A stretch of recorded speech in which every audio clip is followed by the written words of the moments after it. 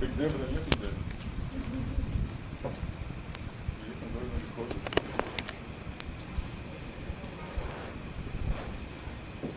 الحمد لله وأشهد أن لا إله إلا الله وأشهد إلى الله وحده لا شريك له. The old habits come back sometimes. The days of ignorance and idol worship. Allah subhanahu wa ta'ala doesn't want any other names mentioned of him in his mosques. And all messengers of God want us to say La ilaha illallah. Period. I'm going to spend this first khutbah reading a talk that Imam Warith Deen Mohammed gave.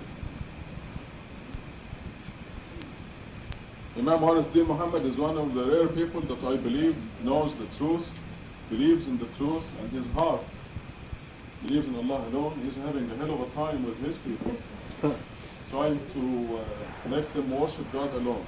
And he's really a mujahid, he's really a struggler. And if you read his writings or khutbahs, you can see the truth in there. Someday, inshallah, he will be as adventurous as I am. He will come out with,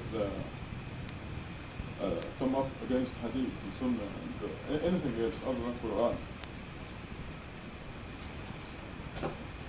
This talk could be written by me, but I'm going to read it without comment.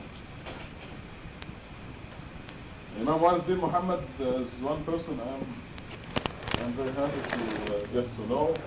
I consider him a friend of mine, and I have his picture in my office. That's how highly I think of him. And inshallah, God will guide him. So there's no way he will fail. And with all the opposition against him, he's been always victorious, and he's guaranteed victory for as long as he upholds La ilaha illallah. And as you know, once you see the truth, there's no going back. There's just no way you can go back after you see the truth. Here's what Warith Deen Mohammed said. Let us look at reality, not only here, but all over this country. Anytime you come together to do some good, you're going to have problems. Especially if you're going to make your good spread. If it's just going to be your private good, maybe you'll last for a while. Maybe you'll last until you die. But if you are doing good and you're committed and you're going to pass that good on to others, so it will grow in numbers, you're in trouble. If you want to get together and do some wrong, you're in the best situation. Even the good people won't bother you. But if you want to do good, you're in trouble. We have to understand that. And that's the price that the righteous must pay in the world. We must pay that price. Accept to pay it. I knew people wouldn't like me when I made a stand, and when they knew what I stood for. Now, Warith Deen Mohammed not only changed the Elijah Muhammad system, but he changed it not to Islam as it is known around the world, which is false Islam, but he changed it to the true Islam, which is a big jump. I mean, it's a severe jump. So he says, I knew people wouldn't like me when I made a stand, and when they knew what I stood for. I knew they wouldn't like me. I knew I was going to have a whole lot of enemies. The more people knew what I represented, I knew the more enemies I was going to get. But that's the price I accepted to pay. That's the price all of us who want to do good have to accept to pay. People aren't going to like you. People are going to make trouble for you. People are going to try to undermine your work. They are going to try to make you lose faith in each other. They try to break your trust. They do anything to defeat your effort. We have to accept that. We don't have to have the CIA, the FBI, or the intelligence office of your local police department. You don't even need that. There are people out there in the society who will give you enough help without those agents. On top of that, you have bad elements in the government. Some Catholics are so prejudiced against the religion that they would sacrifice their time and even their life to see this religion stopped in America. and Protestants who will do the same. Then you have some other Islamic groups that will do the same because they don't want to see me grow either. So you have the FBI, the CIA, the Israeli intelligence, and the false Muslims, and even internal infiltrators. I'm not going to name any, but there are some narrow-minded Islamic groups that will work to defeat you too, because they don't want to see you prosper either. We have to understand that we have enemies coming at us from all directions who will do their best to undermine us. A lot of Muslims are not satisfied with my leadership. I'm talking about Muslims of the world. This is Imam Warith Deen Mohammed talking. I do believe the great majority of Muslims on this planet love my leadership. They thank Allah for my leadership. But we have enough who are hateful and jealous and dislike us enough to make trouble. Some of them are here in America and some overseas too. We have to understand these things. We have to accept reality. Don't think that everybody who comes to you in this name or in these clothes is your friend. It may not be the case. Your friend is the one who is truthful, who is open. Anybody who has to work with you behind closed doors, anybody who has to tell you something secretly in your ear, you shouldn't trust them. The person who comes out boldly before the community and lets them know, I am your friend, I am a friend of this community, those are the people we should be inclined to trust. But those persons who stand behind, in the back, but never want to be seen up front, who claim to be with us, but are whispering things in our ears, don't trust those people. I don't care who they are, I don't care what kind of clothes they come in, you can't trust people like that. We have many masjids all around the country, and all of our masjids are going to be visited. Our enemies are already there. Every masjid is infiltrated, believe me. Right now I'm talking to people who are not here to help us. They are here to hurt us. He was talking in the masjid of Kansas City, by the way.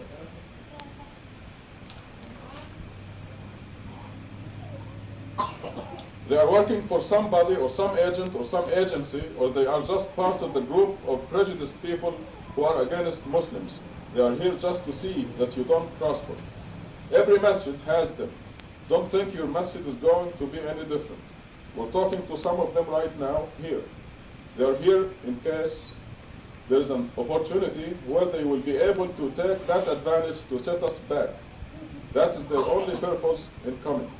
We have to accept that, but we don't want to become paranoid, alarmed to the extent that we're going to say, I'm going to find him.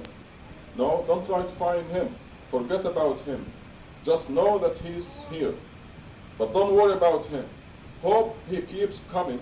Maybe he'll hear a khutbah that will change his heart one day. I keep saying that myself. Accept that he is here and he is a troublemaker, here to see if he can upset you or take you back or throw a monkey wrench in your operation. Sometimes they just ask a question behind a good talk. They don't like to see the good spirit remain. We had a good talk. The spirit is high, good. Everybody's going home in a good spirit. May I ask a question, Brother Imam? What about so and so and so? Now, I did witness this myself. Just to, what about so and so and so? Just to throw a damper on the good spirit. If you read the history of the people who worked against Prophet Muhammad, the kinds of things they did, they were able to come in and pretend to be Muslims. The Holy Quran says they would come in and pretend to be the best of the Muslims. They would establish that they are the most enthusiastic Muslims. They would say, let us go in among them and establish ourselves as the most enthusiastic Muslims. And then at a certain time, let us just quietly withdraw. And then that will make everybody wonder and will break the community of Muslims. The Quran tells us of this scheme they use, and there are many other schemes and tricks they use to hurt the community, make you doubt, make you not trust the community. Be aware of the many schemes they work. Read the Quran more. You have it in English. Abdullah Yusuf Ali, a good translation. Big Thought, another good translation. Read it in English. You haven't read my translation yet. Someday maybe. Don't wait until you learn Arabic. Now this is very important. I agree with this. Don't wait until you learn Arabic. Some of you will never learn Arabic. You will die trying to learn Arabic. So, so keep, that's right. And it's a diversion from the Quran. So keep trying, but in the meantime, read the good English translation of Quran. Read it daily. Don't wait until Ramadan. Read it daily. Become more acquainted with your holy book, so you will know the tricks that the world pulls to set back the good work of the righteous. Is that something? You see how? And here in green, they wrote it here in green, saying read Quran more. Don't wait until Ramadan. Read it daily. Become more acquainted with your holy book, so you will know the tricks that the world pulls to set back the good work of the righteous. So he knows the Quran very well, and this is exactly and precisely why he is guided, alhamdulillah. You never see him talk about Hadith. Which stage? Tubu ilallah, repent.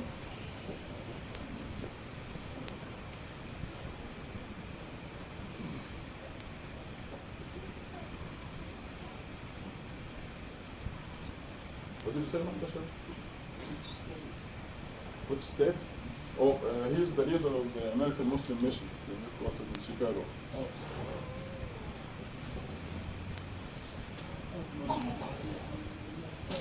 Alhamdulillah, wa ashhadu an la ilaha illallah wahdahu la sharika lah. The second khutbah will deal with what happened last Friday.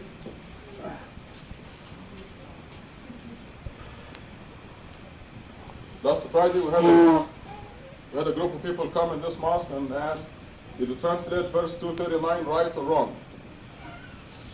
That was the biggest issue. They asked some other questions. But you can know right away that the object was not to find the truth, which is our objective. Our objective is to find the truth. Now, if they were sincerely seeking the truth, they will call and say, Brother Rashad, we're coming in a couple of weeks, and we want to discuss this issue of Quran and Hadith and translation, and would like you to prepare and go to the library or do whatever you want so we can all help each other find the truth.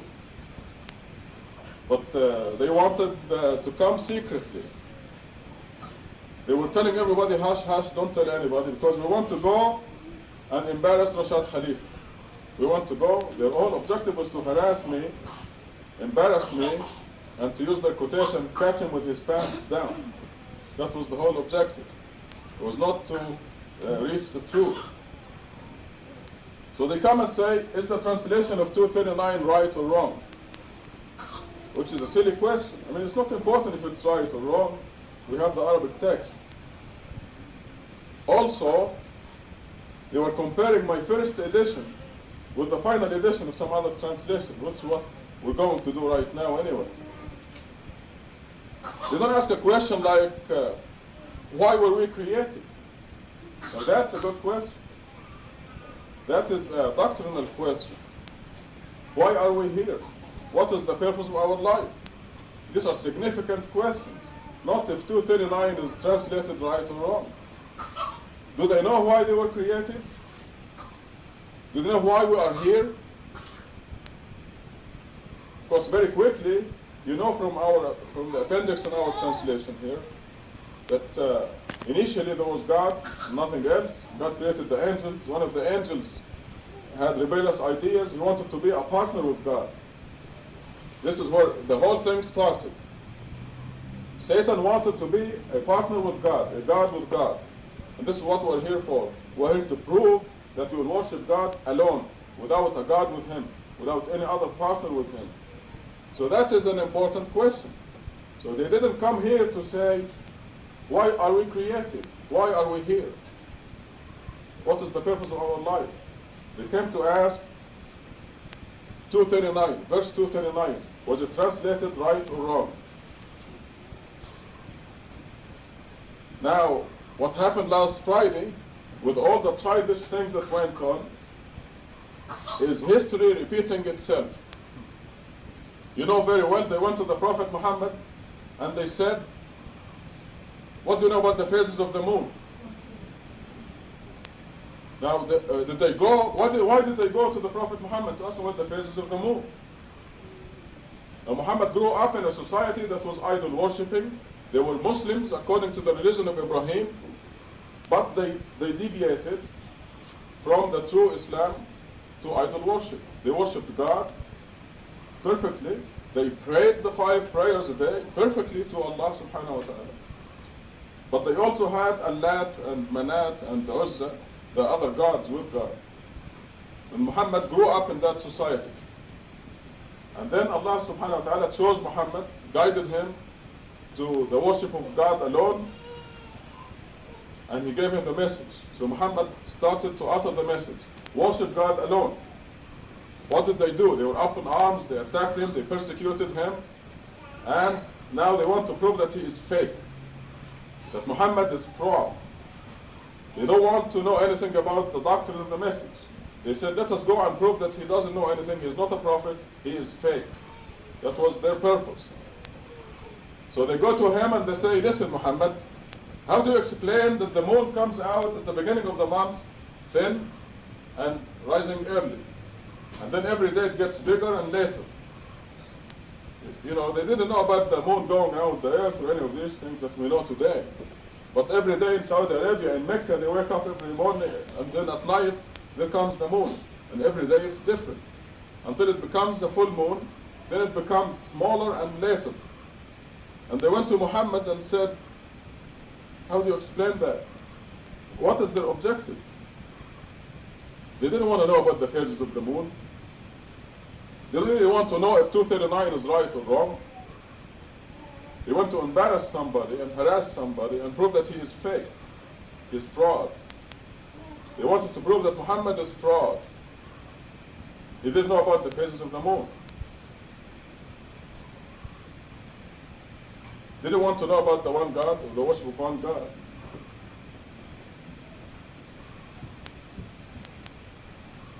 And the Quran was written before the creation of the heavens and the earth. But the Quran narrates that story of the people who went to the Prophet Muhammad to prove that he is fake by asking him about the phases of the moon. What does this mean, folks? This means that these people were sitting peacefully somewhere and then God wanted them to do something. And all of a sudden they were all pepped up and let's go prove that Muhammad is fake. Actually, God is doing what the Quran is already written. God was doing that because it serves the Muslim community. It shows them who is who. And it brings things. It brings things to light and forces certain issues. Now, I have repeated to them, I have talked to them.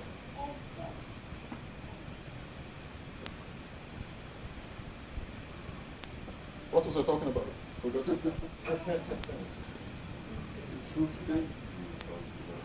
Right, forces certain issues. That's right. I have emphasized to them that my translation is an authorized translation. And this, of course, burned them. And as you know, I don't repeat this kind of thing. I'm too embarrassed to say that. But this is the kind of thing that is forced by these actions. What I'm saying is that God did it. Because it's written in the Quran before they were born. So they were sitting in Mecca somewhere, and all of a sudden they get the idea, let us go harass Muhammad. But it's not really their idea, is it? Of course, they are good candidates for it. So God wants to force certain issues. I am forced today in this khutbah to show you one reason, one of the reasons why I think this translation is authorized. And I will normally be too embarrassed to mention it. I mentioned it to a couple of you maybe. But it is this kind of confrontation that forces out certain issues. I'm going to distribute these to you. Okay, what I did is I I have examples of translations from their favorite translations, Abdullah Yusuf Ali and Pickthall. Pickthall is one of their favorite translations, and I'm going to compare one verse that they have in their translations and in my translation. Take one and press.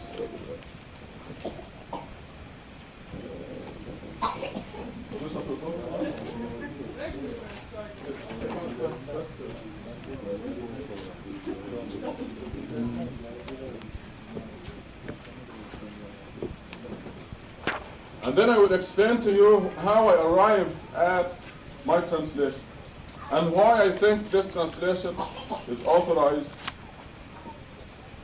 and why it is.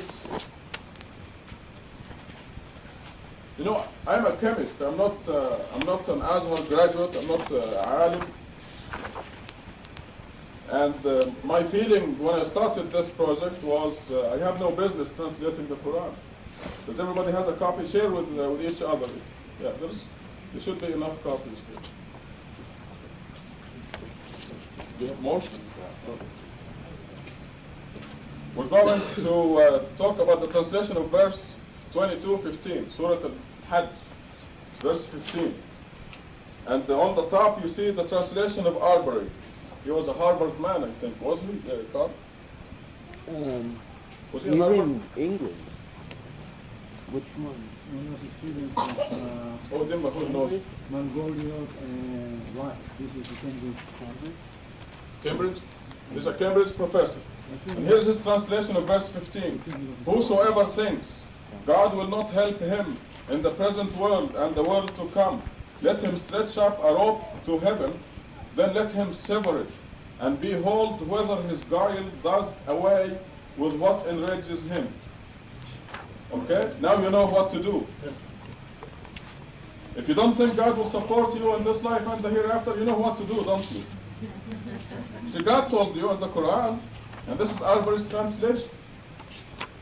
Just all you need is stretch a rope to heaven, and then sever it. And then behold whether your guile does away with what enrages you. This is Arbery's translation. Let's go to the next one. Yusuf Ali.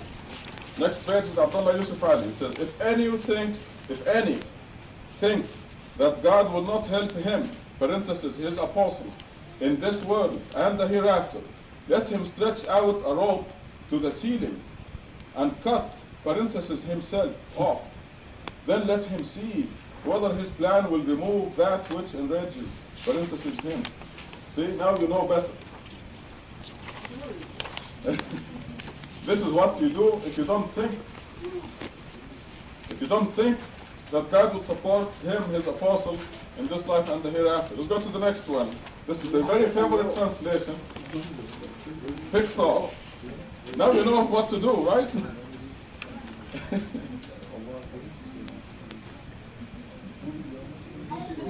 Is everybody holding the Pickthall translation? It says, whoso. This needs some high intellectual pronunciation.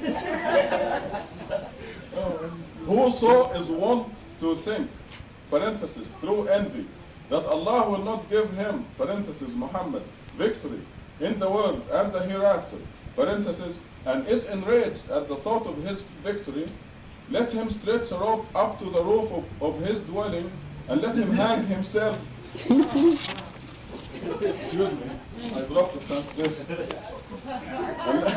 And let him hang himself, then let him see whether his strategy dispelleth that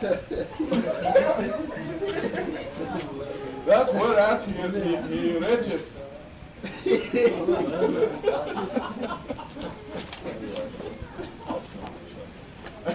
Now this is a translation against the doctrine.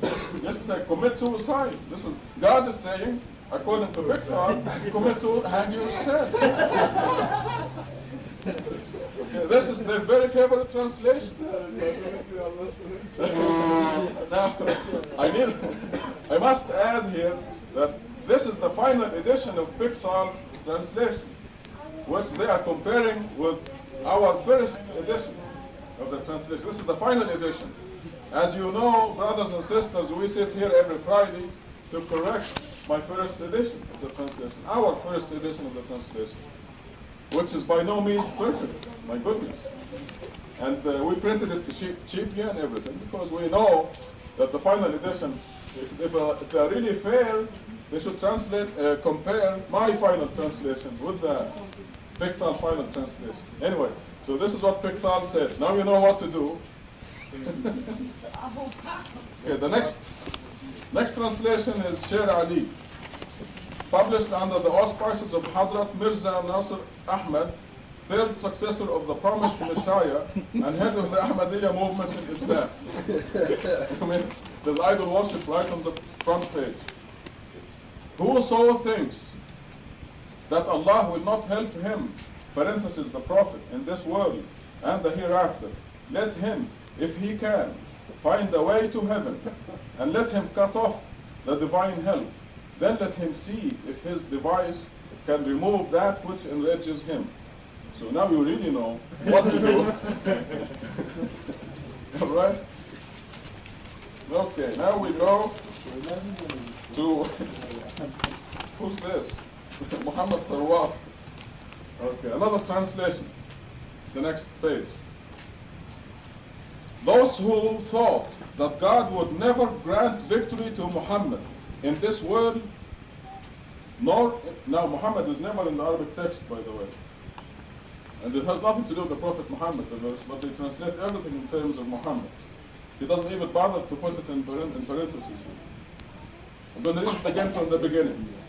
Those who thought that God would never grant victory to Muhammad in this world, nor in the life hereafter, parentheses, and now that he is victorious, parentheses, should hang themselves by the necks from the ceiling, then cut the rope, cut the rope, and see if this can do away with what has enraged them. No, enraged. Why enraged? Oh yeah, enraged them. Now this is, they don't even, I mean, this breaks the doctrine of Islam, of not committing suicide. Fatima, can you turn the heater down, please? Okay, now let's go to translation of yours truly here, and see if it makes sense. If anyone thinks that God cannot support him in this life as well as in the hereafter, let him turn totally to God and sever his idolization towards anyone else. He will then find out that this plan eliminates his worries. This is the solution to any worries that you have in this world. And this should be consistent with the doctrine of Quran. If anyone of us does not think that God can support us here in this world and in the hereafter, let us give through Islam a try. Let us turn totally to God and cut out all idol worship from our lives. And then you will see that all worries are gone. No more headaches, no more traffic tickets, no more problems from the spouse, the wife or the husband. Now, how did I reach this translation?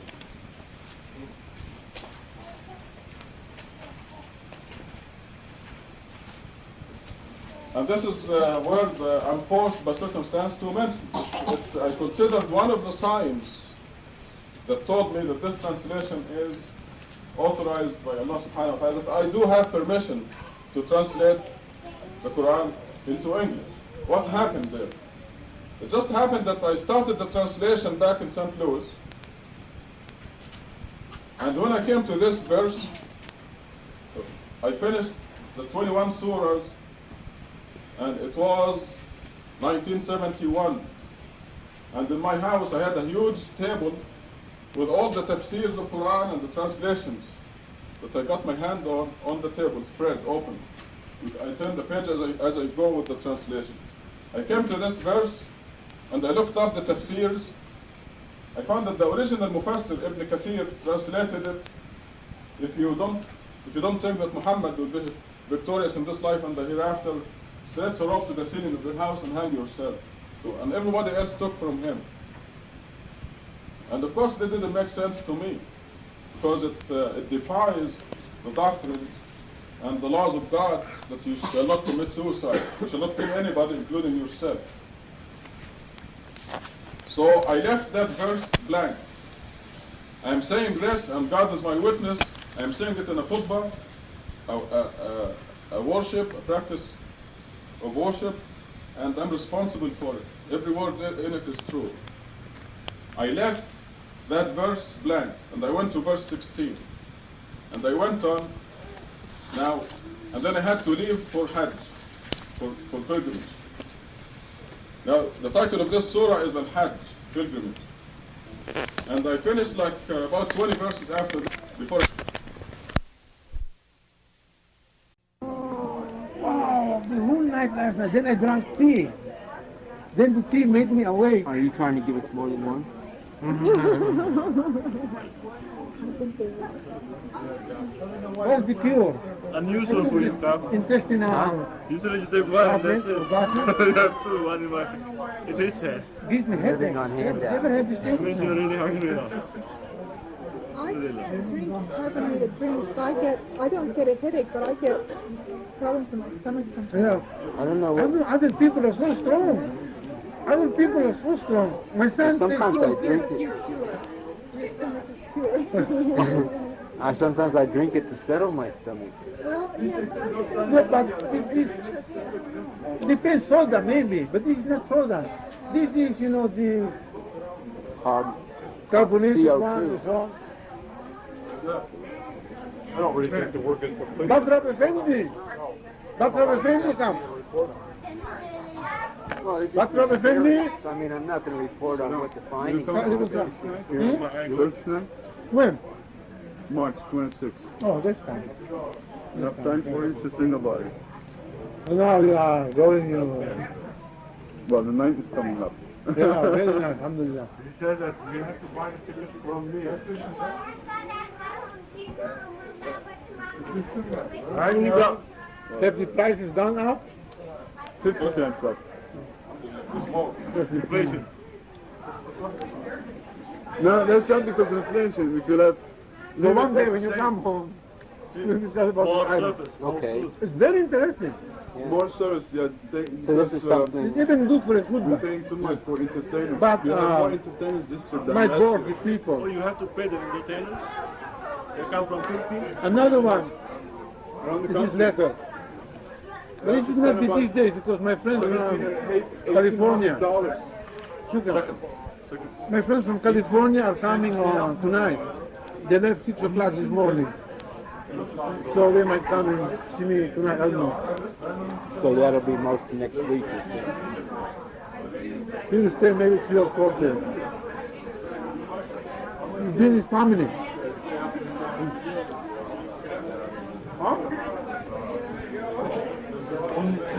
So they probably have spring break or something over there now. I don't know. Oh. Manna from heaven. Manna from heaven.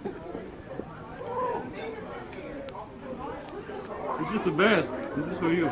No, this one. This very nice. What's that one, Effendi? I got that Quran you told me about. I went there the next day to reserve it. You know, it's gone already. It was gone. Because I got there at 10 o'clock. At the night? Next day. The following day. Yeah. Oh, and then was around. Gracias. Esto no tengo. ¿No? Esto sí, esto tiene, ¿no? Esto de 50 pesetas tiene. Ven Este no enviado un tengo. libro, lo podrían haber enviado. Pero que lo que cuesta es, ¿no? Español. Más de 1000 pesetas. Eso es 100 pesetas. Sí, pero total, más de 1000. Sí, más Claro, más de 1500. allá. 1300 y pico. Hay uno de 200. Tengo, pero está roto. Hubieran puesto el de 200. Pero gracias, esto es más fácil comer. Sí, gracias a usted. Who is this? I'll visit Juan him. Carlos. Oh, one. Oh, you see? Dicen, Yeah. era muy guapo de joven. Sí, pero Pero ahora está teniendo cara de es los italiano, borbones. ¿no? Es italiano. No sé, es Borbón. Sí, pero es italiano, no es español.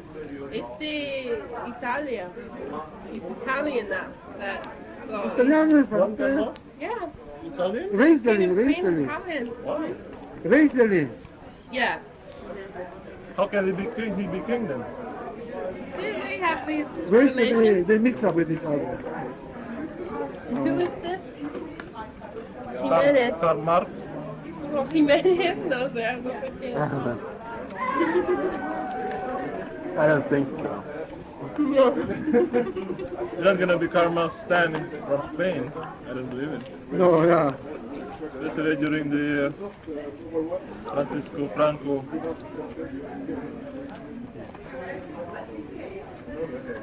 Yeah, I had to, even when Franco was first, died, we still had all these stamps with him on, They just changed it, They just changed it. And then the money still has him on, and everything. Oh, thank you. You give me?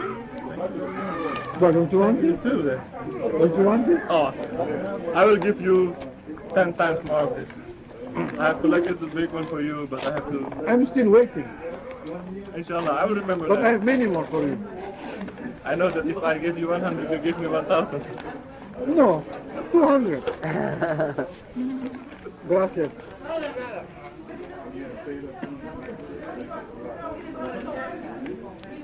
I think I have the.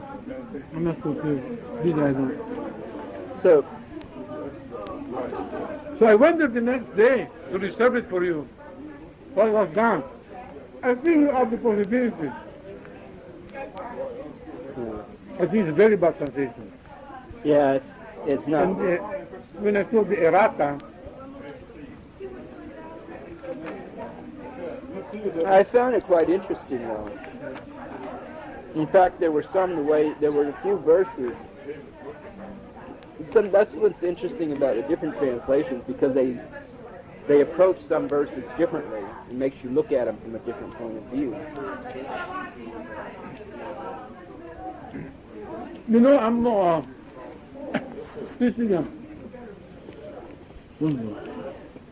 In that conversation about the translation, you remember I brought this problem to you about teaching what they did not know. Yeah. I personally am frankly Jew. I remember I told you, I don't want you for that. Yeah. I told you it's good to put it. But you know what's in my mind? I'll tell you. Yeah. Because if these people really know what it means, it only means that Salat is taught by Allah Himself. It doesn't Right. come from a... I must have had a good reason. The, Must come from Muhammad. it's Yeah. very clear. Then we can join that with Ibrahim. Mhm. But prayer is taught, man did not know how to, this is my interpretation, Yeah. man did not know how to pray. It was Allah who taught him how to pray, That's right. which strengthens the argument.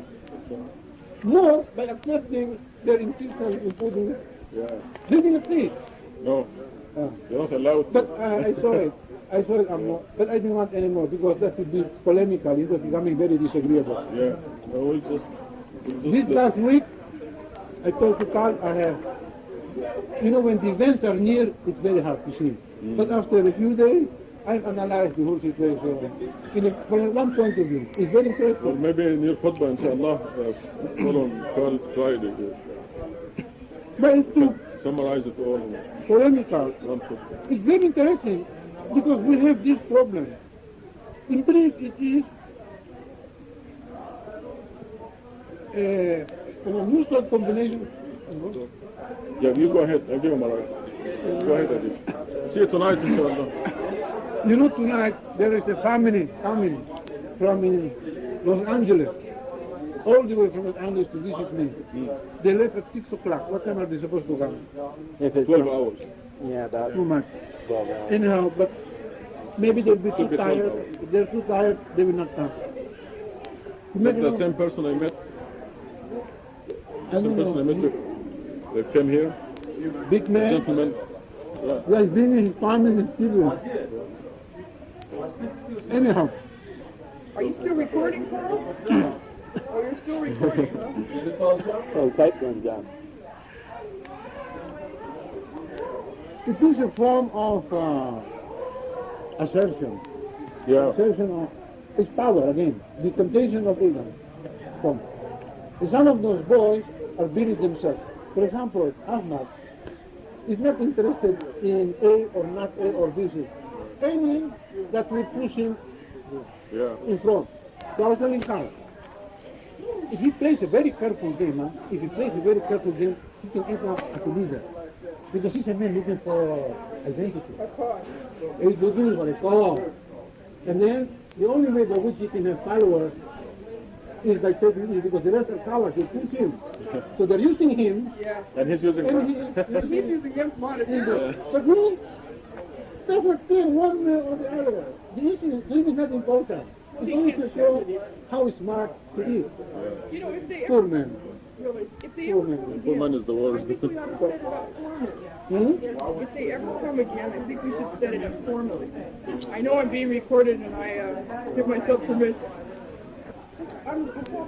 You know, we have a mediator, have written questions submitted, have the mediator speak the question, and The then chairman. What I was hoping they would have done in the first place. I mean, this is what a debate is. I mean, that wasn't a debate. it's an intelligent discussion between people. From the very beginning, because it was secret. He's agreeable. It was secret.